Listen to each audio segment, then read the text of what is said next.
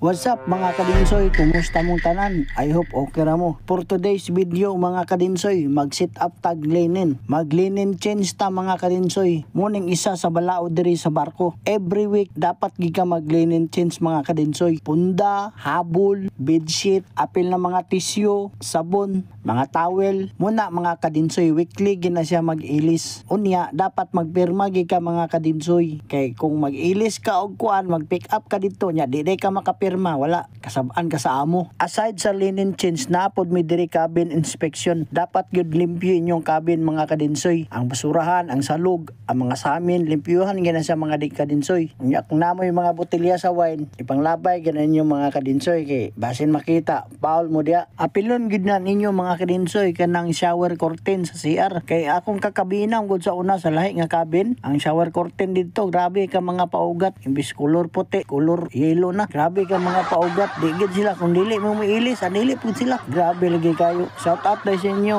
Saludo kayo sa inyo. Og shout out po kay Jastrel Kumonong Salbane. Shout out sa mo dia dol. Ayo dia. Og shout out po kay Joshua Sabaliano Kangke, ang pinakagahi nga demisip sa Mingale. Shout out sa mo dia dol. Ayo dia. Kana lang, bye.